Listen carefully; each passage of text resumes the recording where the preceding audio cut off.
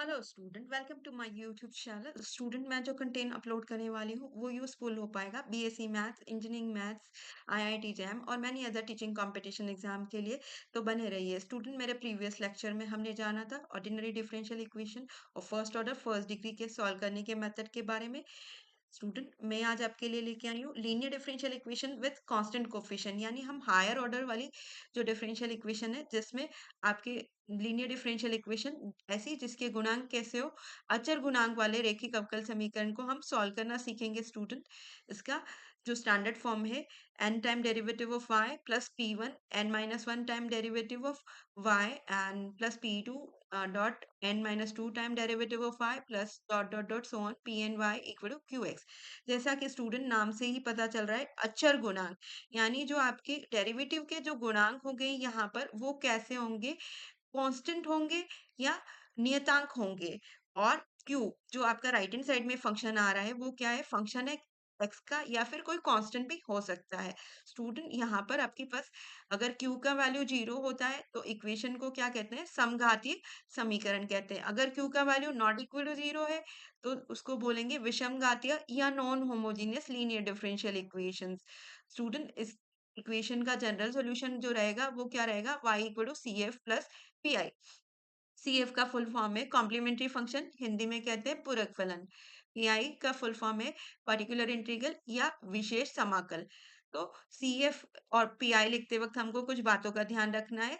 CF is find out for left hand side, यानी समीकरण की जो आपकी बाईं वाली साइड है उसके लिए सीएफ निकाला जाता है और दाईं वाली साइड के लिए या राइट हैंड साइड के लिए पीआई निकाला जाता है। तो अगर राइट हैंड साइड जीरो है तो आपका y equal to C F is ही आपका क्या हो जाएगा, कंप्लीट सॉल्यूशन हो जाएगा।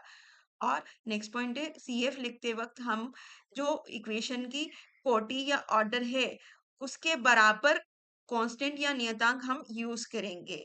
अगर टू ऑर्डर किए तो दो आपके नियतांक यूज में आएंगे, तीन ऑर्डर किए तीन नियतांक यूज में आएंगे सीएफ लिखते टाइम। पीआई के अंदर कोई भी नियतांक या कांस्टेंट नहीं होते हैं। स्टूडेंट, यहाँ पर हमारे वर्किंग रूल है उनको देख लेते हैं। सीएफ लिखने के लिए write the given equation in symbolic form by using D by D X is equal to T, यानी डेरिवेटिव को हम कैपिटल डी से रिप्लेस करेंगे और उसके बाद आपको ऑक्सिलरी इक्वेशन या सहायक समीकरण पता करनी है। किसकी मदद से, जो आपकी सिंबॉलिक इक्वेशन है उसमें डी को रिप्लेस करेंगे एम से और आपके एलिमिनेट कर देंगे y को और इस इक्वेशन को जीरो के बराबर रख देंगे और फाइंड आउट करेंगे इस सहायक समीकरण के मूल या रूट। और according to the root, root की वैल्यू कैसी आती है उसके अनुसार हमारे चार केसेस बनते हैं। पहला केस है जब आपके सहायक समीकरण के सारे रूट डिफरेंट हो, सारे अलग-अलग हो। हम मान लेते हैं m1 m2 mn करके हमारे पास रूट आ रहे हैं, तो CF लिखते टाइम आपको क्या लिखना है, C1 e की power m1x plus C2 e की power m2x plus dot dot so on Cn e की पावर mnx। स्टूडेंट, इसको एग्जाम्पल की हेल्प से समझते हैं। ये जो मेरे पास समीकरण दी हुई है D square plus 3d plus 2 dot y equal to zero, ये ऑलरेडी सिंबॉलिक फॉर्म में है। और यहाँ पर आप देख पा रहे हैं कोफिशिएंट कैसे हैं, डेरिवेटिव के जो कोफिशिएंट है वो कैसे है, कांस्टेंट कोफिशिएंट है। और राइट हैंड साइड में आपका क्यू नहीं है, क्यू का वैल्यू जीरो है। इसकी ऑक्सिलरी इक्वेशन या सहायक समीकरण बनाएंगे।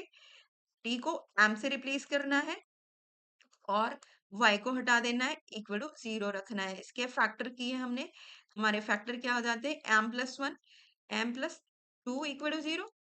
सो आइदर m इक्वल टू -1 और -2। तो आप देख पा रहे हैं यहाँ पर दो डिफरेंट रूट आए हैं हमारे पास। रूट्स कैसे हैं, अलग अलग हैं। तो हमारा केस वन बनता है, यहाँ पे हम जो CF लिखेंगे वो C1 e की पावर, जो आपके रूट है, पहला रूट है -1 into X plus C2 e raise to the power, दूसरा रूट है -2 और Q का वैल्यू नहीं था, जीरो था, इसलिए CF ही आपका टोटल सोल्यूशन बन जाएगा, e raise to the power -x plus C2 e raise to the power -2x। Student, ये आपका इस क्वेश्चन का आंसर हो जाएगा। स्टूडेंट, केस नंबर 2 देखते हैं। जब आपकी सहायक समीकरण के रूट कुछ रूट इक्वल हो जाए या सेम आ जाए तो क्या करेंगे हम? तो मान लिया कोई 2 रूट m1 और m2 बराबर आ गए और बाकी के रूट अलग-अलग हैं। तो 2 रूट बराबर होने पर हम कैसे लिखेंगे? CF y equal to CF जो आपका आएगा वो आएगा C1 plus C2x e raise to the power m1x plus ये इक्वल रूट है, जो आपका इक्वल रूट है उसको इस तरीके से लिखना है और बाकी के जो अलग-अलग रूट है उनको तो जैसे हम यूजुअली लिखते हैं वैसे ही लिखना है। अगर 3 रूट हो गए इक्वल तो क्या करेंगे? 3 रूट इक्वल हो जाएँगे तो हम ब्रैकेट के अंदर लिखेंगे C1 plus C2x plus C3 x square 3 constant use करेंगे इक्वल रूट वाले को लिखने पे और जो इक्वल रूट है वो लिखेंगे e raise to the power m1x outside the bracket और बाकी का रेस्ट जो आपका रूट्स है उसके अकॉर्डिंग लिखना है CF आपने। क्वेश्चन देखते हैं student d3y over dx cube minus 3d2y over dx square plus 4y equal to 0। इसको सिंबॉलिक फॉर्म में लिखेंगे d बाई dx को कैपिटल D यूज करते हुए ये हो जाएगा d cube minus 3d square plus 4y equal to 0। इसका ऑक्सिलरी इक्वेशन बनाएंगे d को m से रिप्लेस करना है और y को एलिमिनेट कर देना है।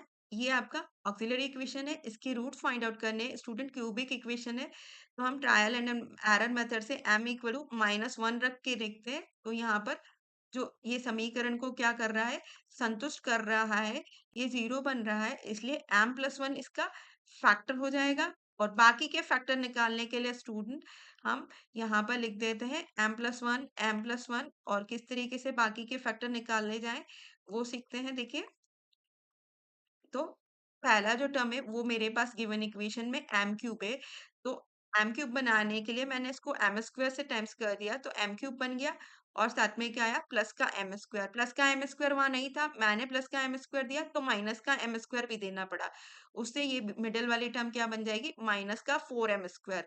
अब यहाँ पे इसको माइनस का 4m स्क्वायर बनाने के लिए मैंने -4m से टाइम्स कर दिया तो -4m स्क्वायर ये बन गया आपका। और जो आपका नेक्स्ट टर्म बन रहा है इसके साथ में -4m भी बन रहा है वो वहां पे नहीं था अपने पास तो मैंने -4m के साथ +4m भी दिया -4m यहाँ काउंट हो गया और +4m यहाँ अगर मैं 4 लिख दूंगी तो काउंट हो जाएगा।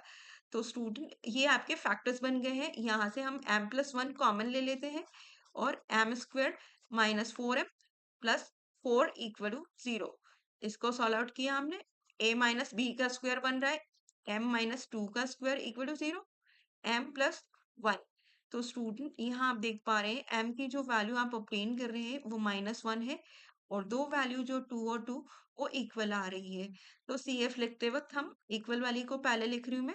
CF क्या हो जाएगा C1 प्लस C2x होता है और e की पावर में आपको इक्वल रूट जो है वो लगाना है और जो आपका बचे हुए रूट है उनको एज यूजुअल लिखना है e की पावर -x हो जाएगा और यहाँ पे भी आपका Q का वैल्यू 0 था राइट हैंड साइड में कुछ नहीं था इक्वेशन के इसलिए y इक्वल टू CF ही आपका टोटल सोल्यूशन बन जाएगा C1 प्लस C2x e की पावर 2x plus C3 e raise to the power -x। Student ये आपका फाइनल सोल्यूशन रहेगा। स्टूडेंट केस नंबर 3 लेते हैं जब जो आपकी सहायक समीकरण है उसके रूट कैसे आए कॉम्प्लेक्स नंबर या सम्मिश्र संख्याएं किस फॉर्म में आए alpha plus minus iota beta form में आए तो आपका CF लिखा जाएगा e raise to the power alpha X यानी जो आपका वास्तविक भाग है वो आउटसाइड द ब्रैकेट रहेगा और ई की पावर में लिखेंगे उसको और जो आपका काल्पनिक भाग है आयटा के साथ जो होता है वो काल्पनिक भाग है C1 cos beta X plus C2 sign beta x inside the bracket रहेगा और इसी सॉल्यूशन को हम इन दो फॉर्म में भी यहाँ पे लिख सकते हैं C1 e की power alpha x cos beta X plus C2 और इधर C1 alpha x sign beta X plus C2 form में भी आप इसे लिख सकते हैं। सो स्टूडेंट एक क्वेश्चन की हेल्प से इसको समझते हैं। क्वेश्चन है मेरे पास d² + 1 y इक्वल टू 0। इसका ऑक्सिलरी इक्वेशन लिखा क्योंकि ऑलरेडी सिंबॉलिक फॉर्म में गिवन है m² + 1 equal to 0 m² equal to -1 that means m का वैल्यू आ गया हमारे पास प्लस माइनस आयोटा क्योंकि रूट के अंदर -1 गया तो यहाँ पर हमने इसको कंपेयर किया alpha plus minus iota beta के साथ किसको प्लस माइनस आयोटा को। अल्फा का वास्तविक भाग जो है वो यहाँ पर क्या है 0 है और बीटा का वैल्यू कितना है 1।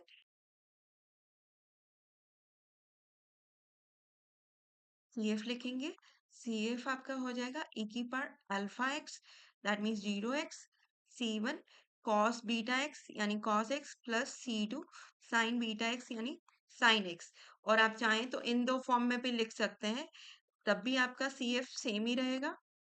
C1 e की power alpha x that means 0x and cos beta x that means cos का हो जाएगा आपका सिर्फ x प्लस C2 और either this can be put in the sine form as well e raise to the power 0x sin x plus C2।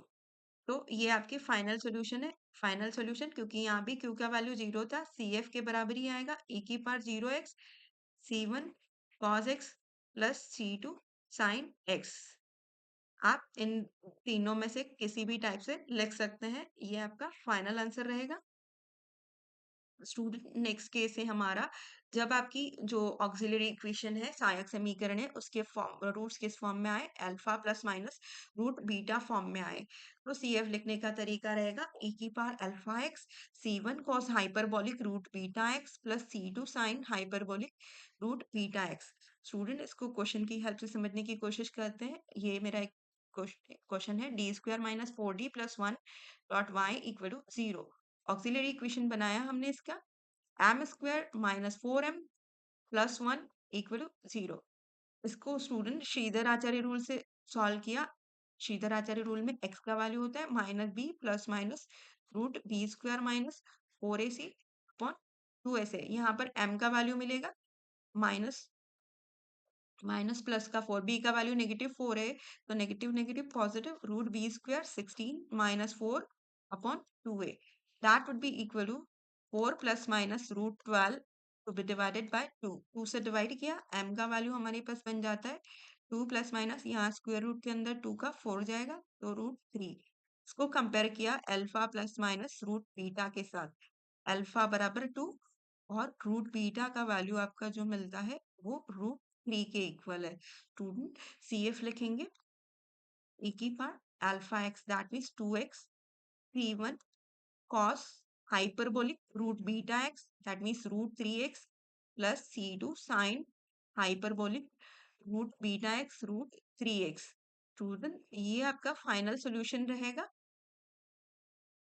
Student मुझे लगता है मेरे समझाने का प्रयास आपको अच्छा लगा होगा। अच्छा लगा है तो please like share and subscribe my YouTube channel. Student ये आपके लिए क्वेश्चन है, आपको इसका सॉल्यूशन निकालना है। इक्वेशन है D cube minus 6d square plus 11d minus 6 two B multiply with the y equal 0। आपका जो भी ऑप्शन आता है student A B C D में से उसको कमेंट बॉक्स में लिखिए। Thank you, thanks for watching.